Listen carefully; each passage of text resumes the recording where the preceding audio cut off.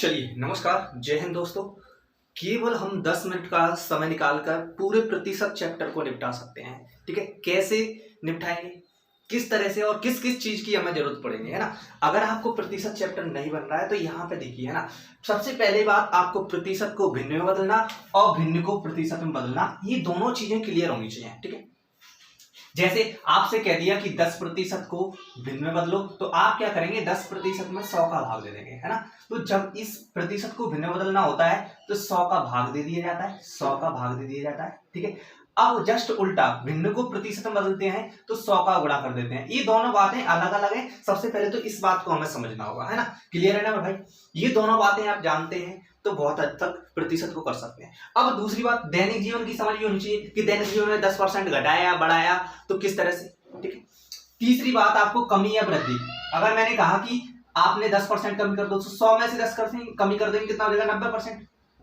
कमी का मतलब घटाना, वृद्धि का मतलब बढ़ाना। तो इन बातों का आपको ध्यान रखना है। ठीक है, ये सभी चीजें आएंगी तो यकीन मानिए, जो मेरा एक्सपीरियंस है 10 साल पढ़ने का और 5 साल पढ़ाने का और 30+ एग्जाम निकालने का, तो वो सभी एग्जाम में, वो सभी आपको जो एक्सपीरियंस है मैं इस वीडियो में आपको देने वाला हूं मेरे भाई। ठीक है, तो स्टार्टिंग से देखें, लास्ट तक देखें। देखिए, चौथा आपको क्या करना है भाई, प्रश्न को सही ढंग से पढ़ना है और उसको खुद को समझाना है। किसको समझाना है, खुद को, कि ऐसा ऐसा कह रहा है। ठीक है, ये आप, अगर सबसे इंपॉर्टेंट बात मैं कहूं तो ये है पूरे मैथ के लिए, पूरे जीएस के लिए, पूरे रीजनिंग के लिए, ये बात कि प्रश्न को ठीक ढंग से समझाना है खुद को कि ऐसा कह रहा है, समझना भाई।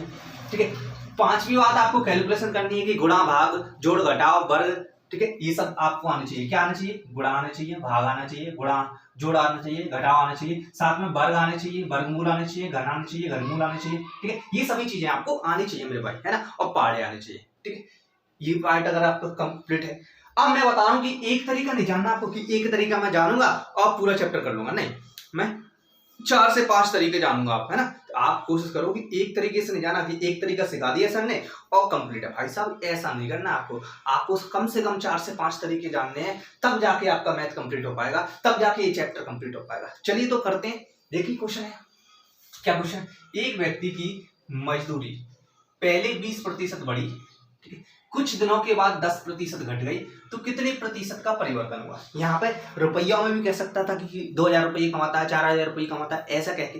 ठीक है, या फिर प्रतिशत ही पूछा है आपसे, तो क्या पूछा है मुझे बताओ।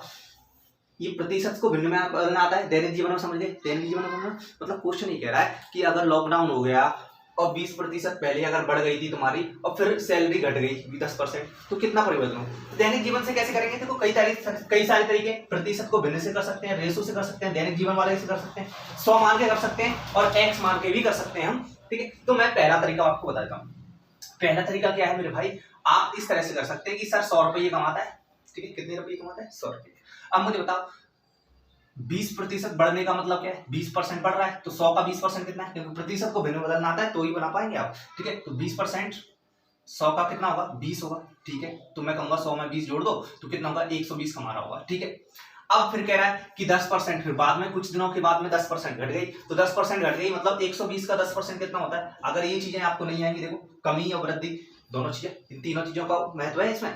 अब मुझे बताओ 10% कितना होगा, तो आप कहेंगे सर 12 होगा, और कमी कर रहा है, घट रही है, कमी कर रहा है, तो 12 में घटा देंगे कितना हो जाएगा, 108, मतलब 100 से 108 हो रहा है। अब मुझे बताओ कि कितना बढ़ रहा है, तो आप कहेंगे सर ये तो बढ़ रहा है 8, कितने, तो 100 में। ठीक है, 100/8, ये भिन्न हो गई, भिन्न को प्रतिशत में बदलना आपको आता है, 100 का गुणा कर दो, कितना हो जाएगा, ये 100%, 8% हो जाएगा, तो 8% बढ़ गई। ठीक है, ये तो हुआ पहला तरीका। अब भाई साहब अब दूसरा तरीका भी देख लो, ये पहला तरीका से नहीं आता आपको तो दूसरा तरीका भी हम बताएंगे। दूसरा तरीका क्या होगा भाई साहब, इस तरह से कर सकते हैं, प्रतिशत दिया तो 20%, यानी आपने फॉर्मूला देखा होगा a+b ± ab/100। ठीक है, ये भी यहाँ पर ab का मतलब है गुणा हो रहा है इन दोनों में। ठीक है, तो 20% प्लस है तो प्लस, क्योंकि बढ़ रही है तो प्लस लिखेंगे, घट रही होगी तो माइनस लिखेंगे, 10% माइनस, और यहाँ पे इन दोनों का जो प्रोडक्ट होगा वो 20 × -10। 20 × -10 क्या होता है मेरे भाई, यहाँ पे प्लस माइनस कैसे लगाते हैं, इस पे डिपेंड करता है इन दोनों। अगर प्लस प्लस चाहे तो प्लस होगा, माइनस माइनस आए ना तो प्लस होगा, और माइनस प्लस है तो माइनस हो जाएगा, कितना हो जाएगा ये 20%, ये माइनस 10%, और यहाँ से कितना हो जाएगा ये 200 हो जाएगा, 200 में भाग देंगे 100 का तो कितना हो जाएगा 2%, कितना हो जाएगा 20 में से 12 हटाएंगे तो 8%, प्लस का है तो वृद्धि हो रही है, 8% वृद्धि हो रही है। ये दूसरा तरीका होगा। अब मैं तीसरा तरीका बता देता हूँ। तीसरा तरीका मेरे भाई प्रतिशत को भिन्न में बदल के, 20% को भिन्न में क्या लिखते हैं आप, ठीक है मुझे बताइए, 10% को भिन्न में क्या लिखते हैं, ये बढ़ रहा है तो प्लस, घट रहा है तो माइनस। ये तीसरा तरीका जो मैं बताने वाला हूँ आपको ना। 20% को क्या लिखते हैं तो सर आप कहेंगे सर 1/5। मैं जानता हूँ इन सभी चीजों को, इन सभी कुछ चीजों को जानते हैं। आज ही मैथ उठा के देखिए, प्रतिशत वाला चैप्टर बनाइए, इन 6 की 6 चीजें आपको आती हैं तो आप बिल्कुल बना सकते हैं, पूरा मैथ बना सकते हैं, ठीक है। लेकिन अभी हम प्रतिशत पढ़ रहे हैं तो प्रतिशत में कोई दिक्कत नहीं आने वाली है अगर ये चीजें आपको आती हैं, ठीक है। इधर देखिए, अब इसी के लिखते हैं तो आप कहेंगे सर 1/10। भाई साहब 5 को 1 बढ़ाएंगे प्लस है ना तो 6 हो जाएगी। 5 रुपये मिल रहा है वो तो 6 रुपये मिलते हैं। अब मुझे बताओ 10 रुपये मिल रहे होते अगर तो 1 कम हो जाता तो कितने मिलते ना, कोई दिक्कत नहीं आता। इन दोनों का गुणा कर दो, इन दोनों का गुणा करने से कितना हो जाएगा 5 और 10 50, ठीक है। इन दोनों का गुणा करेंगे तो कितना हो जाएगा 54। 50 रुपये मिल रहे थे पहले, अब 54 मिल रहे हैं। कितने ज्यादा मिल रहे हैं आप कहेंगे सर 4 ज्यादा मिल रहे हैं, कितने पे 50 पे। अब गुणा कर दो क्योंकि ये तो भिन्न है, भिन्न को प्रतिशत में बदलना आपको आता है। 100 का गुणा कर देते हैं, 100 का गुणा कर देते हैं, 100 से काट देंगे 2 बार और प्रतिशत में ये आंसर आ जाएगा कितना 8% आपका आंसर, ठीक है। तो पहला तरीका, दूसरा तरीका, तीसरा तरीका, तीनों तरीके आपको समझ में आ गए होंगे। आई होप अगर अच्छे लगते हैं तो भाई साहब शेयर करना ना भूलें, ठीक है। आप इसी चीज को 100 मान के भी कर सकते हैं, जो मैं चौथा तरीका आपको बताने वाला, ठीक है। अगर आपने 100 माना, ठीक है, अब मुझे बताओ कि 20% बढ़ रही है तो कितना हो रहा है 120, ठीक है, बटे 100। 10% कम हो रही तो 100 का 90 हो रही होगी, ठीक है, तो 90 बटे 100।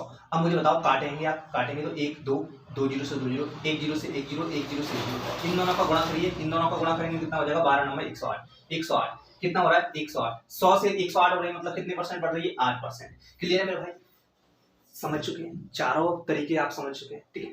अब मैं जो एक और तरीका बताने वाला हूँ भिन्न वाला तरीका, वो भी आप समझ लीजिए, ठीक है।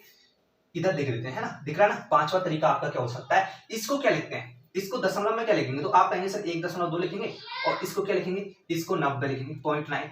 अब इन दोनों का गुणा कर दो, इन दोनों का गुणा करेंगे क्योंकि इसे 120 क्यों लिखा, 120% को मैंने क्या लिखा 100 का भाग दिया तो 1.2 लिखा ना, 1.2 इसे लिखा, 1.9 इसे लिखा, दोनों का गुणा कर देंगे कितना हो जाएगा 1.08, 1.08 यानी 1 रुपया से 1.08 रुपये कमा रहा है तो इसे 1 रुपया को घटा दो कितना आ रहा है 0.08 आ रहा है। 0.08 को घटाएंगे बटे 100% में देखेंगे तो परसेंट में देखेंगे क्योंकि एक का कितना परसेंट है आप बताएंगे तो आप कहेंगे सर 1 का गुणा कर दो यानी 8% आपका आंसर आ रहा है। तो 5 तरीके से आप, एक तरीका नहीं देना आपको, 5 तरीके देखना है, समझ गए ना किस किस बात की जरूरत है। देखिए मैंने फिर बोला 10 मिनट में आप कंप्लीट कर सकते हैं प्रतिशत को भिन्न में बदलना सीखिए। आपको होमवर्क क्या रहेगा, 1 से लेकर 1 को प्रतिशत में क्या लिखते हैं, 2 को प्रतिशत को भिन्न में क्या लिखते हैं, यानी 1% को भिन्न में क्या लिखते हैं, 2% को भिन्न में क्या लिखते हैं, 3% को भिन्न में क्या लिखते हैं। इस तरह से आपको 50 तक तो करनी है, ठीक है, समझ गए।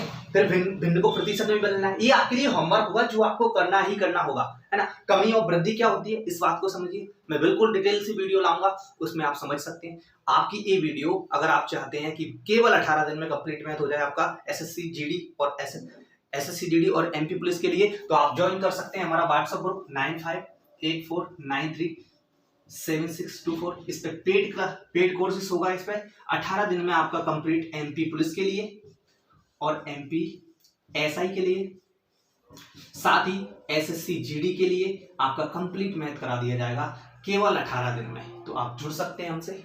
जय हिंद, जय भारत, जय किसान। वीडियो अच्छा लगता है तो अपने 10 दोस्तों के साथ शेयर जरूर करें। धन्यवाद, जय हिंद।